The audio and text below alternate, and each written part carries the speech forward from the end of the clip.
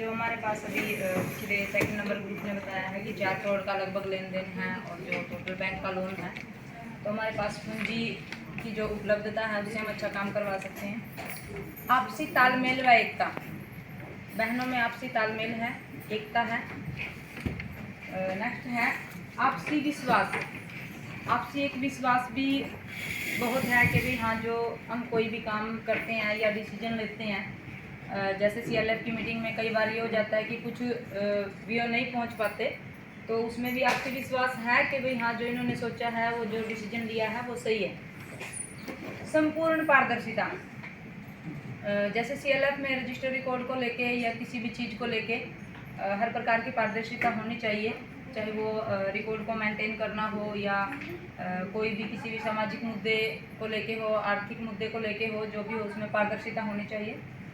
होनी चाहिए या है सर। हाँ, तो है वही बताइए। ताकत का मतलब जो है जी सर। होनी चाहिए का मतलब मौके जी सर। या कमियां मिल जाए। मजबूत नियम,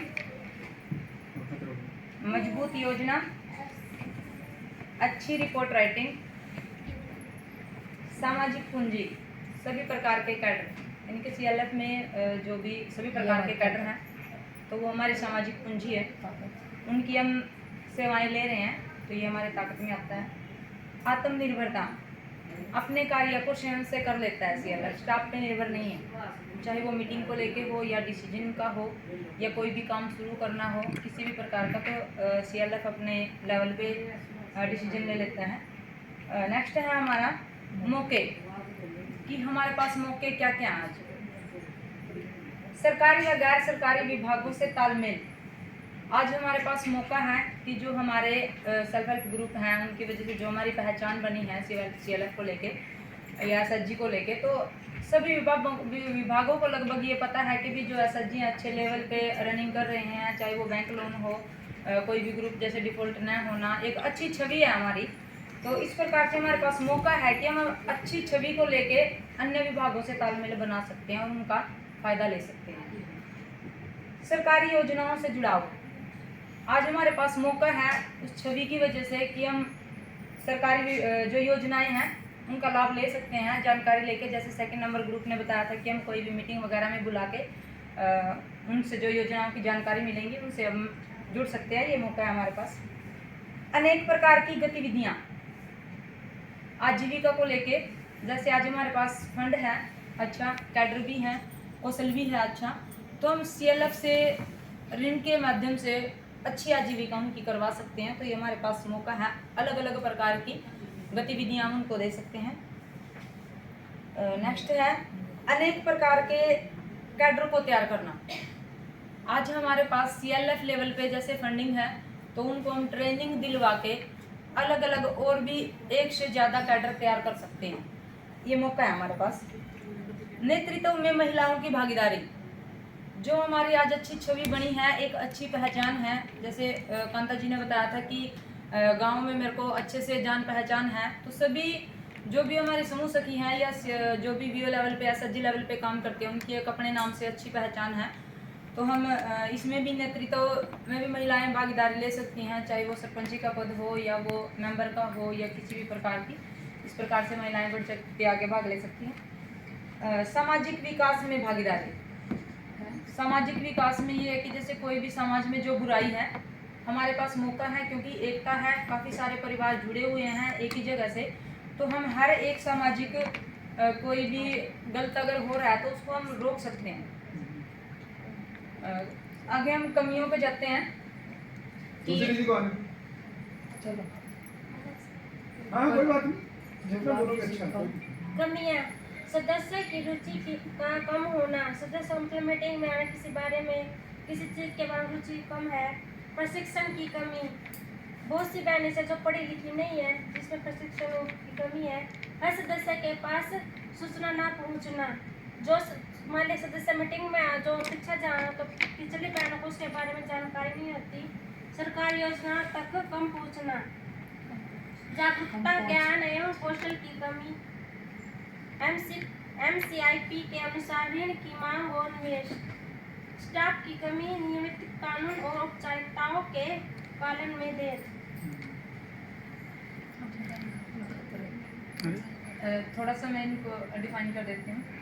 जैसे सदस्यों की रुचि का कम होना, अभी एसएचजी लेवल पे भी थोड़ा मीटिंग में काफ़ी मीटिंग हर जो साप्ताहिक होती है वो लगभग नहीं हो पाती, तो वो रुचि की कमी है कि अभी जो भी है, जैसे वीओ लेवल पे है, वीओ लेवल पे हम क्या देखते हैं कि 60-70% ही एसएचजी ऐसे हैं जो वीओ लेवल पे आते हैं और ये कहते हैं कि क्या होता है उसमें, कुछ नहीं होता, मतलब जाना है, साइन करने हैं, पैसे लेने हैं, देने हैं, बस इतना तक ही सीमित है, तो इसलिए रुचि नहीं दिखा पाते। तो रुचि की कमी है।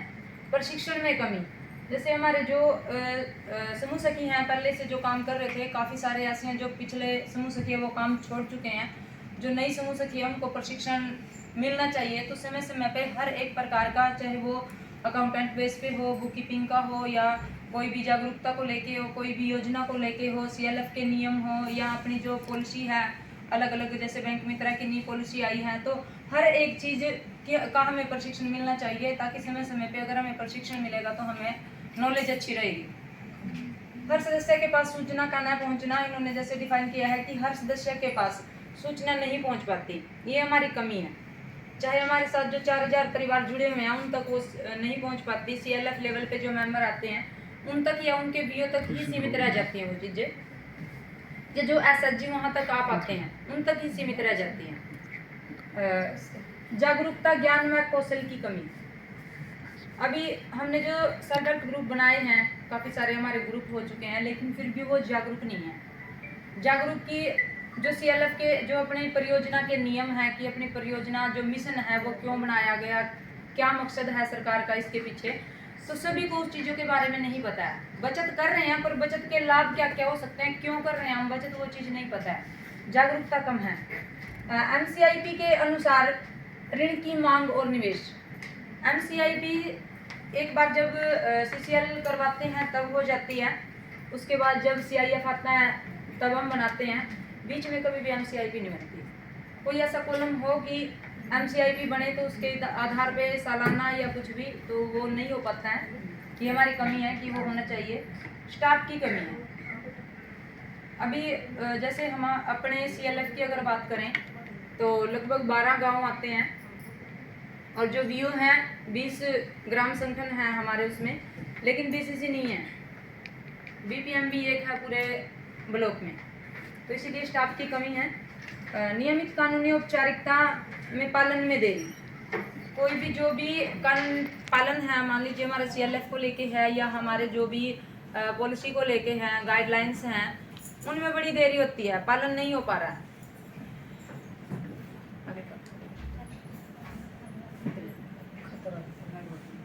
अगला हमारा जो नेक्स्ट है वो है खतरे।